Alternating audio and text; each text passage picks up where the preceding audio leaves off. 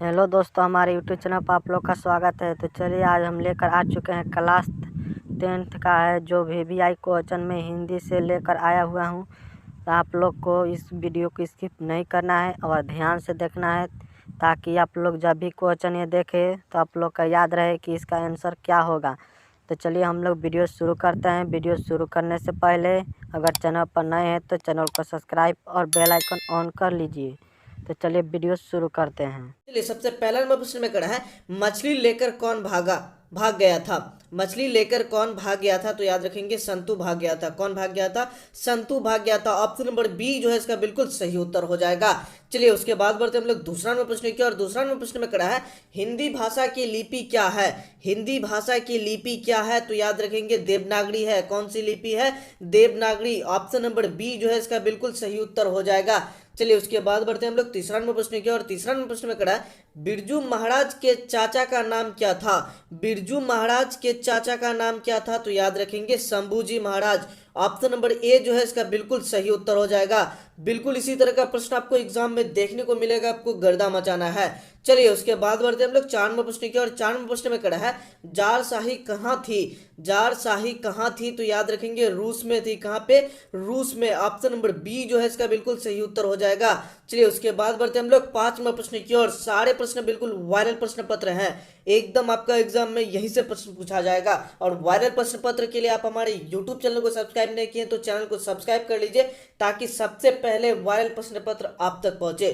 चलिए, 5वां प्रश्न में बढ़ते हैं। 5वां प्रश्न में खड़ा है, दोहा कोश किसकी रचना है? दोहा कोश किसकी रचना है? तो याद रखेंगे, सड़पाद की। किसकी? सड़पाद। ऑप्शन नंबर ए जो है इसका बिल्कुल सही उत्तर हो जाएगा। आप लोग याद भी करते चलिए, इसी तरह का प्रश्न आपको एग्जाम में देखने को मिलेगा। चलिए, 6 नंबर प्रश्न के बढ़ते हैं। 6 नंबर प्रश्न में खड़ा है, अभिन्यु किस नदी पर स्थित है? अभिन्यु जो है वो किस नदी पर स्थित है? तो याद रखेंगे, रोन नदी पर स्थित है। किसमें? रोन नदी। ऑप्शन नंबर ए जो है इसका बिल्कुल सही उत्तर हो जाएगा। चलिए, उसके बाद बढ़ते हैं हम लोग 7 नंबर प्रश्न की। और 7 नंबर प्रश्न में खड़ा है, मछली कहानी में किस वर्ग का जीवन वर्णित है? मछली कहानी में किस वर्ग की जीवन वर्णित है? तो याद रखेंगे, मध्यम वर्ग की। कौन से वर्ग का? मध्यम वर्ग। ऑप्शन नंबर सी जो है इसका बिल्कुल सही उत्तर हो जाएगा।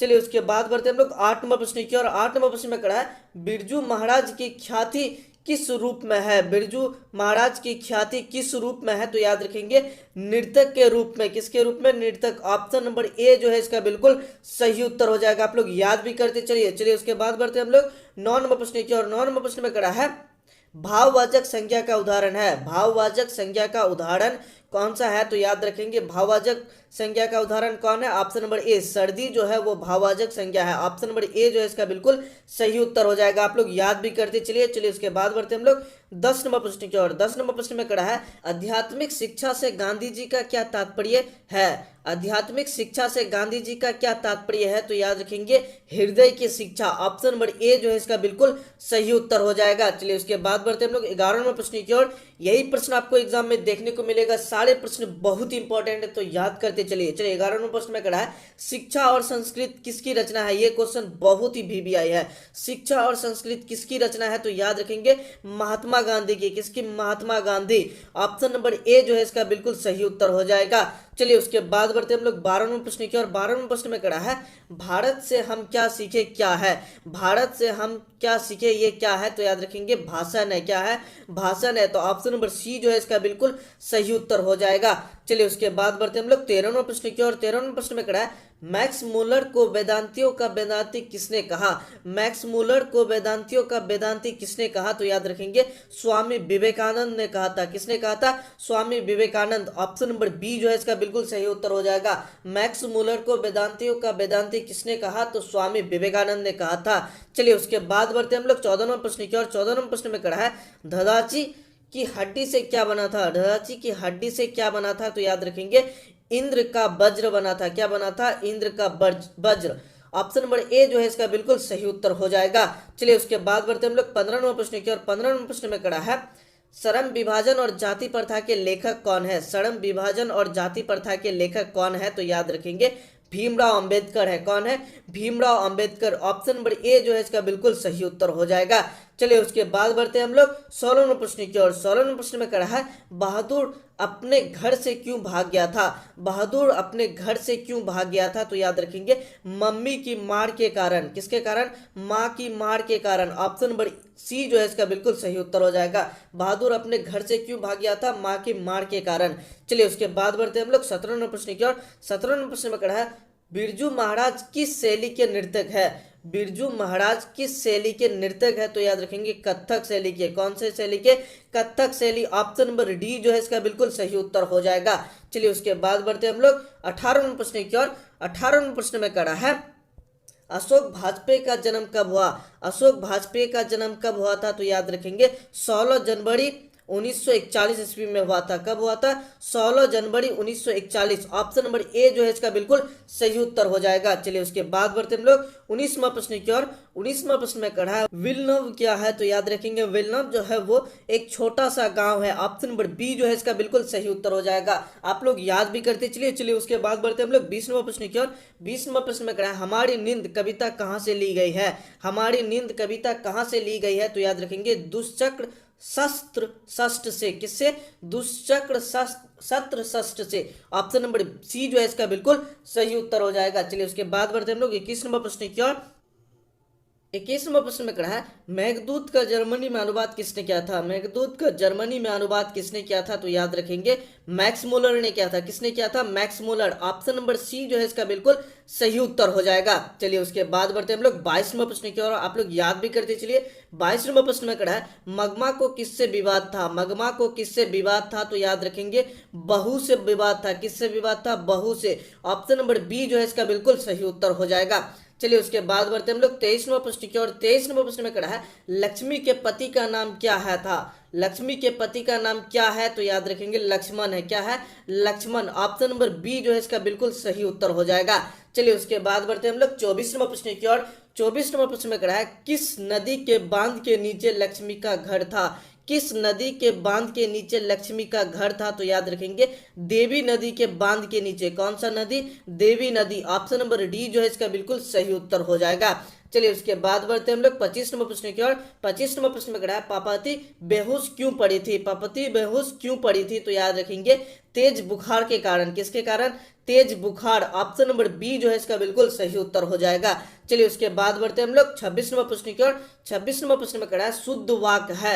शुद्ध वाक है, तो इसका जो सही उत्तर हो जाएगा वो हो जाएगा ऑप्शन नंबर सी हो जाएगा राम ने पुस्तक खरीदी। ऑप्शन नंबर सी जो है इसका बिल्कुल सही उत्तर हो जाएगा। चलिए उसके बाद बढ़ते हम लोग 27वां प्रश्न की ओर। 27वां प्रश्न में कहा है लिपि के लेखक कौन है, तो याद रखेंगे गुणाकड़ मूल्य है। कौन है? गुणाकड़ मूल्य। ऑप्शन नंबर सी जो है इसका बिल्कुल सही उत्तर हो जाएगा। चलिए उसके बाद बढ़ते हम लोग 28वां प्रश्न की ओर। इसी तरह का प्रश्न आपको एग्जाम में देखने को मिलेगा, आपको गर्दा मचाना है।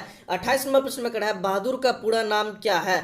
बहादुर का पूरा नाम क्या है, तो याद रखेंगे दिल बहादुर है। क्या नाम है उसका? पूरा नाम दिल बहादुर है। बहादुर का पूरा नाम क्या है? दिल बहादुर। ऑप्शन नंबर बी जो है इसका बिल्कुल सही उत्तर हो जाएगा। चलिए उसके बाद बढ़ते हम लोग 29 नंबर प्रश्न की ओर। 29 नंबर प्रश्न में कहा है परिणामवाचक विशेषण है। परिणामवाचक विशेषण कौन है, तो याद रखेंगे थोड़ा सा जो है ऑप्शन नंबर सी ये परिणामवाचक विशेषण है। तो ऑप्शन नंबर सी जो है इसका बिल्कुल सही उत्तर हो जाएगा। चलिए उसके बाद बढ़ते हम लोग 30 नंबर प्रश्न की ओर। 30 नंबर प्रश्न में कहा है परंपरा का ज्ञान किनके लिए आवश्यक है। परंपरा का ज्ञान किनके लिए आवश्यक है, तो याद रखेंगे जो लकीर के फकीर ना होकर क्रांतिकारी साहित्य की रचना करे। किनके लिए? जो लकीर के फकीर ना होकर क्रांतिकारी साहित्य की रचना करे, उनके लिए परंपरा का ज्ञान कराना, उनके लिए परंपरा का ज्ञान करना आवश्यक है। ऑप्शन नंबर सी जो है इसका बिल्कुल सही उत्तर हो जाएगा। चलिए उसके बाद बढ़ते हम लोग 31 नंबर प्रश्न की ओर। प्रश्न में कहा है मेरे बिना तुम प्रभु कविता का हिंदी रूपांतरित किसने किया। मेरे बिना तुम प्रभु कविता का हिंदी रूपांतरित किसने किया, तो याद रखेंगे धर्मवीर भारती ने किया था। किसने किया था? Dharamvir Bharati. Option number D जो है इसका बिल्कुल सही उत्तर हो जाएगा। चलिए उसके बाद बढ़ते हम लोग 32 नंबर प्रश्न की ओर। 32 नंबर प्रश्न में कहा कुंवर नारायण कवि है। कुंवर नारायण कवि है, तो याद रखेंगे ग्राम संवेदना के कवि है। कहाँ के? ग्राम संवेदना। ऑप्शन नंबर ए जो है इसका बिल्कुल सही उत्तर हो जाएगा। चलिए उसके बाद बढ़ते हम लोग 33वां प्रश्न की ओर। 33वां प्रश्न में कहा है सेनापति में कौन सा समास है? सेनापति में कौन सा समास है? तो याद रखेंगे तत्पुरुष समास है। कौन सा समास है? तत्पुरुष समास। ऑप्शन नंबर बी जो है इसका बिल्कुल सही उत्तर हो जाएगा। चलिए उसके बाद बढ़ते हम लोग 34वां प्रश्न की ओर। 34वां प्रश्न में कहा है मित्र शब्द का भाववाचक संज्ञा रूप है। मित्र शब्द का भाववाचक संज्ञा रूप है तो याद रखेंगे मित्रता। ऑप्शन नंबर बी जो है इसका बिल्कुल सही उत्तर हो जाएगा। आप लोग याद भी करते चलिए। चलिए उसके बाद बढ़ते हम लोग 35वां प्रश्न की ओर। 35वां प्रश्न में कहा है जनतंत्र का जन्म शीर्षक कविता के कवि का क्या नाम है? जनतंत्र का जन्म शीर्षक कविता के कवि का नाम क्या है? तो याद रखेंगे 35 का जो सही उत्तर हो जाएगा वो हो जाएगा option number A Ramdhari Singh Dinkar. Option number A जो है इसका बिल्कुल सही उत्तर हो जाएगा। जनतंत्र का जन्म शीर्षक कविता के कवि का नाम क्या है? तो Ramdhari Singh Dinkar. Option number A जो है इसका बिल्कुल सही उत्तर हो जाएगा। चलिए उसके बाद बढ़ते हम लोग 36वां प्रश्न की ओर। 36वां प्रश्न में कहा है अमृत का पर्यायवाची है। अमृत शब्द का पर्यायवाची क्या है? तो याद रखेंगे सुधा होता है। ऑप्शन नंबर बी जो है इसका बिल्कुल सही उत्तर हो जाएगा। चलिए उसके बाद बढ़ते हम लोग 37वां प्रश्न की ओर। 37वां प्रश्न में कहा है मंगू की बड़ी बहन का नाम क्या था? मंगू के बड़ी बहन का नाम क्या था? तो याद रखेंगे कमू। ऑप्शन नंबर ए जो है इसका बिल्कुल सही उत्तर हो जाएगा। मंगू के बड़ी बहन का नाम क्या था? तो कमू। ऑप्शन नंबर ए जो है इसका बिल्कुल सही उत्तर है। चलिए उसके बाद बढ़ते हम लोग 38वां प्रश्न की ओर। 38वां प्रश्न में कहा है सतकोड़ी होता कथाकार है। सतकोड़ी होता का कथाकार कौन है? तो याद रखें कथाकार जो है वो कहाँ के हैं? तो उड़िया के हैं। कहाँ के हैं? उड़िया। ऑप्शन नंबर सी जो है इसका बिल्कुल सही उत्तर हो जाएगा। सतकोड़ी होता है का जो कथाकार है वो कैसे कहाँ के हैं? उड़िया के हैं। चलिए उसके बाद बढ़ते हम लोग 39वां प्रश्न की ओर। 39वां प्रश्न में कहा है कमर कसना मुहावरे का अर्थ है। कमर कसना मुहावरे का अर्थ क्या है? तो याद रखेंगे तैयार होना। ऑप्शन नंबर बी जो है इसका बिल्कुल सही उत्तर हो जाएगा। कमर कसने मुहावरे का अर्थ क्या हो जाएगा? तैयार होना। चलिए उसके बाद बढ़ते हम लोग 40वां प्रश्न की ओर। 40वां प्रश्न में कहा है दक्षिण अफ्रीका से गांधी जी भारत कब लौटे? दक्षिण अफ्रीका से गांधी जी भारत कब लौटे? तो याद रखेंगे 1915 ईस्वी में लौटे थे। कब लौटे थे? 1915। ऑप्शन नंबर बी जो है इसका बिल्कुल सही उत्तर हो जाएगा। 41वां प्रश्न में कहा है बाबा साहब भीमराव अंबेडकर का जन्म कब हुआ था? बाबा साहब भीमराव अंबेडकर का जन्म कब हुआ था? तो याद रखेंगे 14 अप्रैल 1891 ईस्वी में हुआ था। कब हुआ था? 14 अप्रैल 1891 में हुआ था। ऑप्शन नंबर ए जो है इसका बिल्कुल सही उत्तर हो जाएगा। चलिए उसके बाद बढ़ते हम लोग 42वां प्रश्न की ओर। 42वां प्रश्न में कहा है 20 के दांत कहानी के रचयिता कौन है? 20 के दांत कहानी के रचयिता कौन है? तो याद रखेंगे 20 के दांत कहानी के जो रचयिता है वो नलिन बिलोचन शर्मा। ऑप्शन नंबर बी जो है इसका बिल्कुल सही उत्तर हो जाएगा। कौन है 20 के दांत कहानी के रचयिता? नलिन बिलोचन शर्मा। चलिए उसके बाद बढ़ते हम लोग 43वां प्रश्न की ओर। 43वां प्रश्न में कहा है मैक्स मूलर के अनुसार सच्चे भारत का दर्शन कहाँ हो सकता है? मैक्स मूलर के अनुसार सच्चे भारत का दर्शन कहाँ हो सकता है? तो याद रखेंगे ग्रामीण भारत में। कहाँ पे? ग्रामीण भारत। ऑप्शन नंबर सी जो है इसका बिल्कुल सही उत्तर हो जाएगा। मैक्स मूलर के अनुसार सच्चे भारत का दर्शन कहाँ हो सकता है? ग्रामीण भारत में हो सकता है। चलिए उसके बाद बढ़ते हम लोग 44वां प्रश्न की ओर। 44वां प्रश्न में कहा है पराजय में कौन सा उपसर्ग है? पराजय में कौन सा उपसर्ग है? तो याद रखेंगे परा जो है वो उपसर्ग है। तो ऑप्शन नंबर बी जो है इसका बिल्कुल सही उत्तर हो जाएगा। पराजय में कौन सा उपसर्ग है? परा उपसर्ग है। चलिए उसके बाद बढ़ते हम लोग 45वां प्रश्न की ओर। 45वां प्रश्न में कहा है उसने कहा था कि सब पुराने अच्छे नहीं होते और सब नए खराब नहीं होते।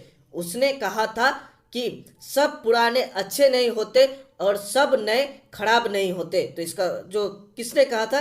कालिदास ने कहा था। ऑप्शन नंबर डी जो है इसका बिल्कुल सही उत्तर हो जाएगा। चलिए उसके बाद बढ़ते हम लोग 46वां प्रश्न की ओर। 46वां प्रश्न में कहा है महात्मा गांधी के पिता का नाम क्या था? महात्मा गांधी के पिता का नाम क्या था? तो ये आपको बचपन से ही याद होगा, करमचंद्र गांधी था। क्या था? Karamchandra Gandhi. Option number D जो है इसका बिल्कुल सही उत्तर हो जाएगा। चलिए उसके बाद बढ़ते हम लोग 47वां प्रश्न की ओर। 47वां प्रश्न में कहा है राजगृह में कौन सा समास है? राजगृह में कौन सा समास है? तो याद रखेंगे तत्पुरुष समास है। कौन सा समास है? तत्पुरुष समास है। ऑप्शन नंबर ए जो है इसका बिल्कुल सही उत्तर हो जाएगा। चलिए उसके बाद बढ़ते हम लोग 48वां प्रश्न की ओर। 48वां प्रश्न में कहा है निम्नलिखित में स्वर्णाम है। निम्नलिखित में कौन एक स्वर्णाम है? तो याद रखेंगे मैं जो है वो स्वर्णाम होता है। ऑप्शन नंबर सी जो है इसका बिल्कुल सही उत्तर हो जाएगा। चलिए उसके बाद बढ़ते हम लोग 49 नंबर प्रश्न की ओर। 49 नंबर प्रश्न में कहा है गुरु नानक किस भक्ति धारा के कवि है? गुरु नानक किस भक्ति धारा के कवि है? तो याद रखेंगे निर्गुण भक्ति धारा के कवि है। कौन से भक्ति धारा के कवि है? निर्गुण भक्ति धारा के कवि है। ऑप्शन नंबर बी जो है इसका बिल्कुल सही उत्तर हो जाएगा। चलिए 50 नंबर प्रश्न की ओर बढ़ते हैं। 50 नंबर प्रश्न में कड़ा है रसखान दिल्ली से कहाँ चले गए। रसखान दिल्ली से कहाँ चले गए, तो याद रखेंगे ब्रज भूमि में चले गए। कहाँ चले गए, ब्रज भूमि। ऑप्शन नंबर सी जो है इसका बिल्कुल सही उत्तर हो जाएगा। तो ये 50 प्रश्न बिल्कुल आपको वायरल प्रश्न पत्र से हम करवाए हैं और बहुत ही इंपॉर्टेंट प्रश्न था जो कि आपको हम करवाए हैं। यहीं से प्रश्न आपका एग्जाम में डायरेक्ट देखने को मिलेगा, तो अपने दोस्तों तक शेयर करना बिल्कुल भी ना भूलिए। और चैनल को अभी तक अगर सब्सक्राइब नहीं किया तो चैनल को सब्सक्राइब कर लीजिए और टेलीग्राम